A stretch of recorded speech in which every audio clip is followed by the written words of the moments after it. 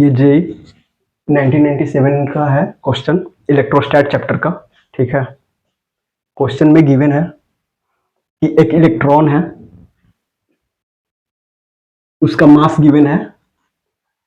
मास बोल रहा है कि मास ऑफ इलेक्ट्रॉन एम बोल रहा है, और एक प्रोटॉन है, उसका भी मास गिवन है mp, और दोनों को रिलीज किया जा रहा है एक यूनिफॉर्म इलेक्ट्रिक फील्ड में।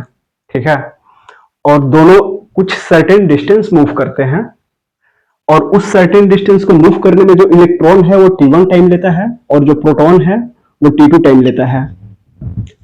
दोनों का डिस्टेंस सेम है। अगर ये x मीटर अगर मूव कर रहा है इलेक्ट्रॉन, तो x मीटर डिस्टेंस मूव कर रहा है प्रोटॉन भी,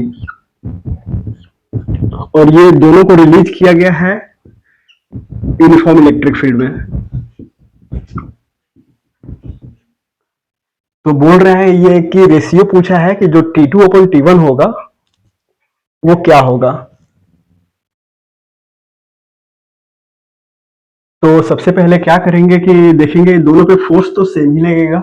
ठीक है, क्योंकि फोर्स हम लोग जानते हैं जो इलेक्ट्रिक फोर्स होता है वो charge into multiplication of electric field होता है, Q इंटू E। इलेक्ट्रॉन पे अगर इस डायरेक्शन को हम लोग इलेक्ट्रिक फील्ड मानते हैं कि इस डायरेक्शन में मेरा इलेक्ट्रिक फील्ड है, तो इलेक्ट्रॉन पे तो इस डायरेक्शन में लगेगा, बट प्रोटॉन पे इसके जस्ट अपोजिट लगेगा, क्योंकि ये निगेटिवली चार्ज होता है, पॉजिटिव चार्ज होता है। दोनों पे फोर्स का वैल्यू तो सेम होगा, बट एक्सेलरेशन डिफर हो जाएगा। वो डिफर इसलिए होगा क्योंकि दोनों का मास डिफर होगा। एक्सेलरेशन हम लोग जानते हैं फोर्स अपॉन मास होता है, फोर्स तो दोनों के लिए सेम है, बट मास दोनों का अलग अलग है, इसकी वजह से दोनों का एक्सेलरेशन अलग अलग हो जाएगा। यहाँ पे डिस्टेंस गिवन जो है वो भी दोनों के लिए सेम है, एक्सेलरेशन अलग अलग है, टाइम अलग अलग है, तो टाइम का रेशियो पूछ रखा है इसने। तो क्या करेंगे कि अलग अलग दोनों का निकाल के देख लेंगे। पहले इलेक्ट्रॉन के लिए निकाल के देखते हैं इलेक्ट्रॉन का क्या है। सपोज दैट ये अगर x मीटर मूव करता है, जो मेरा सर्टेन डिस्टेंस है, मान लेते हैं कि x मीटर है। ठीक है, ये मेरा डिस्प्लेसमेंट हुआ। ये जो टाइम लिया वो मेरा t1 लिया।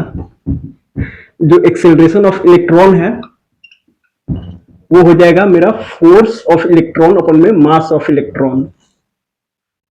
और बोल रहा है कि इनिशियली एट रेस्ट इलेक्ट्रॉन को भी ये स्टार्ट में मतलब छोड़ा गया है रेस्ट से, इसका मतलब कि इनिशियल वेलोसिटी इसका जीरो होगा। तो जो इनिशियल वेलोसिटी होगा वो मेरा जीरो होगा। और सेम चीज प्रोटॉन के लिए अगर हम देखते हैं, तो फोर्स जो प्रोटॉन पे लगेगा तो वो सेम भी वही एफ ही होगा। ये इक्वल होगा magnitude on the proton and electric field जो है यूनिफॉर्म, उसका मैग्नीट्यूड वो फोर्स ऑन प्रोटॉन होगा। ठीक है, तो एक्सेलरेशन हो जाएगा प्रोटॉन का कितना, इलेक्ट्रिक फोर्स अपॉन में mass of proton, F upon में एमपी।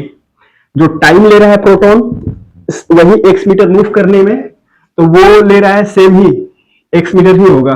ठीक है, जो टाइम है जो टाइम है वो T2 बोला हुआ है, क्वेश्चन में मेंशन है कि T2 टाइम ले रहा है वो। और जो डिस्टेंस है वो मेरा x मीटर है। और इनिशियल इसको भी इनिशियली रेस्ट पे मतलब छोड़ा गया है, तो मतलब इनिशियल वेलोसिटी इसका भी जीरो होगा। अब इसमें क्या करते हैं कि मोशन ऑफ इक्वेशन लगाते हैं। ठीक है, तो s equal to u t plus half a t square. तो इनिशियल वेलोसिटी तो मेरा जीरो है, ये तो जीरो है, तो इसके वजह से ये जीरो आ जाएगा। जीरो प्लस हाफ ऑफ ये है किसके लिए, इलेक्ट्रॉन के लिए। तो एक्सेलरेशन ऑफ इलेक्ट्रॉन इनटू जो टाइम टेकन बाय इलेक्ट्रॉन है वो T1 है, तो T1 का स्क्वायर।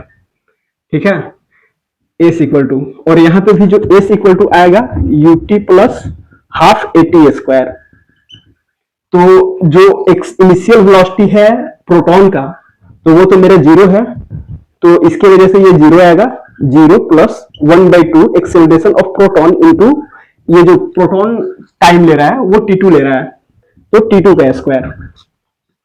हमको पता है कि दोनों सेम डिस्टेंस मूव कर रहे हैं, तो दोनों को इक्वेट करेंगे तो जाके हमको T2 और T1 में रिलेशन आ जाएगा। तो दोनों को इक्वेट करके देख लेते हैं। तो इलेक्ट्रॉन का हुआ था मेरा कितना, half acceleration of electron into T1 का स्क्वायर और जो इसका एस है वो भी सेम है, तो half acceleration of proton into T two का स्क्वायर, तो half acceleration of proton into T two का स्क्वायर। तो हाफ से हाफ मेरा ये कैंसिल हो जाएगा, बच के आया मेरा सिर्फ acceleration of electron into T one का square equal to acceleration of proton into T two का स्क्वायर। तो एक्सेलरेशन ऑफ इलेक्ट्रॉन मेरा क्या था, एफ ई अपॉन में, क्योंकि मास के टर्म में गिवन है ना, ऑप्शन मेरा मास के टर्म में गिवन है, फोर्स तो दोनों पे सेम लगेगा, तो एफ ई अपॉन में इलेक्ट्रोस्टैटिक फोर्स, इसको डिनोट करें ई बोले तो एफ ई अपॉन में mass of electron M E into T one का स्क्वायर, और एक्सेलरेशन ऑफ प्रोटॉन के लिए हो जाएगा मेरा इलेक्ट्रोस्टैटिक फोर्स अपन में M P mass of proton into T two का स्क्वायर।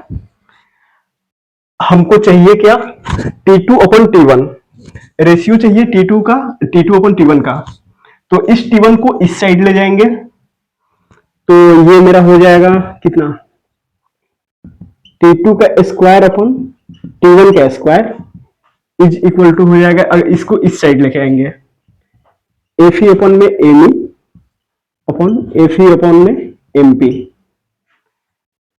तो जो फोर्स है वो तो सेम है, तो ये कैंसिल आउट हो जाएगा, तो ये मेरा बच के जाएगा कितना, मास of proton upon mass of electron. तो आया मेरा ये कितना, T2 अपॉन में T1, अगर ये पूरे का स्क्वायर है मतलब मास of proton upon mass of electron के ये इक्वल आया, बट हमको ये आ रहा है मेरा स्क्वायर टर्म में पूछा है सिंपल, तो दोनों साइड स्क्वायर रूट ले लेंगे, तो अगर दोनों साइड स्क्वायर रूट लेंगे तो ये स्क्वायर की वजह से ये कैंसिल हो जाएगा, तो इधर आ जाएगा T2 अपन में T1 अपन में अंडर रूट में मास ऑफ प्रोटॉन अपन में मास ऑफ इलेक्ट्रॉन, तो ये मेरा ऑप्शन होगा, ये सॉरी आंसर होगा। तो ये मेरा इसमें ए तो 1 है, MP अपन ME के पावर 1/2, ME अपन MP के पावर 1/2 1870, तो ये भी होगा नहीं, तो ऑप्शन मेरा ये होगा, क्योंकि सारे फिर गलत हो जाएंगे।